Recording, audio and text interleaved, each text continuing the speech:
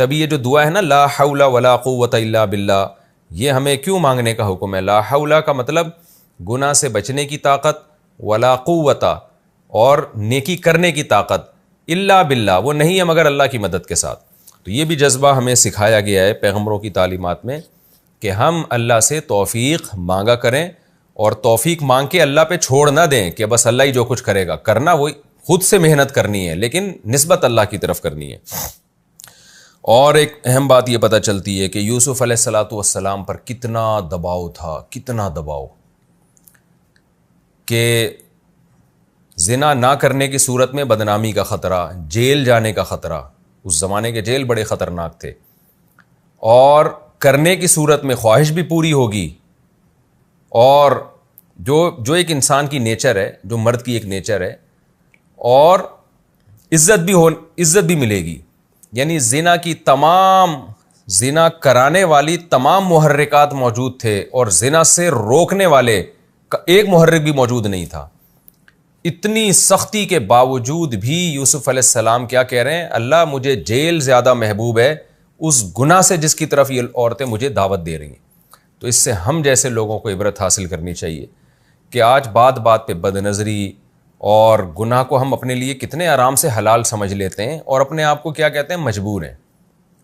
کتنے لوگ سودی بینکوں میں مینیجر بنے ہوئے ہیں، لاکھوں روپے ان کی تنخواہیں ہیں، ان سے جب کہا جاتا ہے کہ یہ حرام ہے تو کیا کہتے ہیں؟ بھائی یہ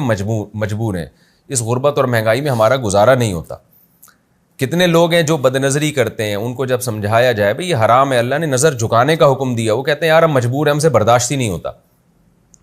تو ہر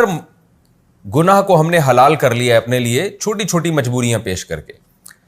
مکس گیدرنگ ہے، ناچ گانا ہے شادی میں، جب منع کیا جاتا ہے بھائی شادی میں مت جاؤ،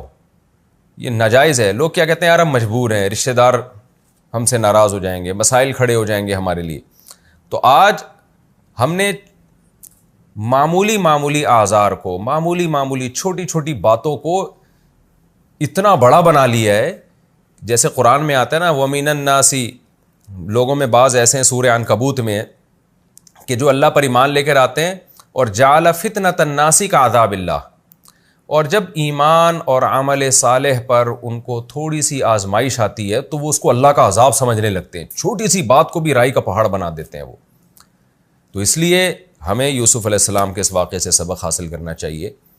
کہ یہ ہمارے آزار عند اللہ مقبول نہیں ہے۔ یوسف علیہ السلام سے زیادہ کوئی اس وقت معذور نہیں تھا کہ جب عزت جانے کا بھی خطرہ، اور جیل جانے کا خطرہ، اور ذہنی دباؤ اتنا، اور بھرپور جوانی ہے، اور پیغمبروں میں جو اللہ نے قوت رکھی ہوتی ہے وہ والی قوت ہے، ان تمام باتوں کے بارے میں اس کے سب کے باوجود وہ کہتے ہیں اللہ مجھے جیل زیادہ محبوب ہے۔ یہی ہمارا بھی جذبہ ہونا چاہیے، اور جب ہمارا گناہ سے بچنے کا یہ والا جذبہ ہوگا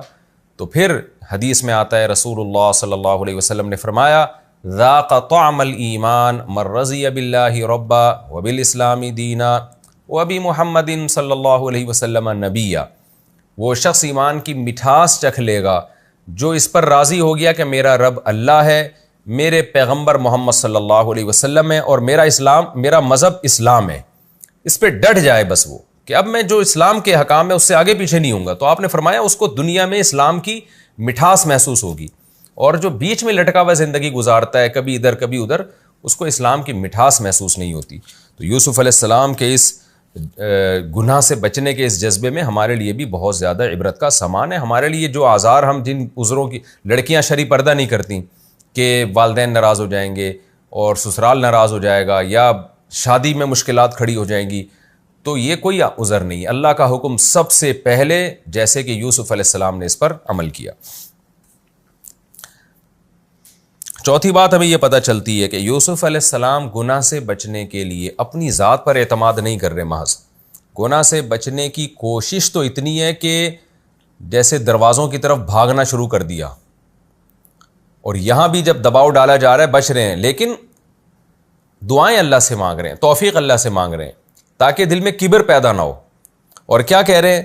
کہ اے اللہ جیل مجھے زیادہ محبوب ہے اس گناہ سے جس کی طرف مجھے دعوت دے رہی ہیں۔ وَإِلَّا تَصْرِفْ عَنِّي كَيْدَهُنَّ، اگر تو ان کی تدبیر کو مجھ سے دور نہیں کر دے گا تو میں ان کی طرف مائل ہو جاؤں گا۔ تو یوسف علیہ السلام اپنے بارے میں گویا عاجزی کا اظہار کر رہے ہیں کہ گویا میرے لیے مجھ میں تو گناہ سے بچنے کی طاقت نہیں ہے، حالانکہ پوری کوشش کر رہے ہیں بچنے کی، لیکن اعتراف کیا کر رہے ہیں، مجھ میں طاقت نہیں ہے، اللہ تو مجھے توفیق دے گا تو میں بچ سکتا ہوں، ورنہ میں نہیں بچ سکتا۔ آج کیا ہو رہا ہے، آج نہ تو اللہ سے دعا مانگتے ہیں اور اپنے بارے میں یہ فرض کر کے بیٹھے ہوئے ہیں کہ میں تو بہت پاورفل ہوں، اور پھر گناہ سے بچنے کے اسباب بھی اختیار نہیں کر رہے ہوتے۔ تو یہ شریعت کا مزاج ہے کہ آپ گناہ سے بچنے کے لیے اپنی پوری طاقت استعمال کر لیں، اور جو فرائض واجبات ہیں اس کو پورا کرنے کے لیے پورے کانفیڈنس کے ساتھ پوری طاقت استعمال کریں، تمام اسباب اختیار کریں، لیکن نظر آپ اللہ پہ رکھیں، اللہ میرے بس میں جو تھا میں نے کیا، لیکن اگر تیری توفیق شامل حال نہیں ہوگی تو میں تو نالائق ہوں، میں تو کمزور ہوں۔ تبھی یہ جو دعا ہے نا، لا حول ولا قوت الا باللہ، یہ ہمیں کیوں مانگنے کا حکم ہے؟ لا حول کا مطلب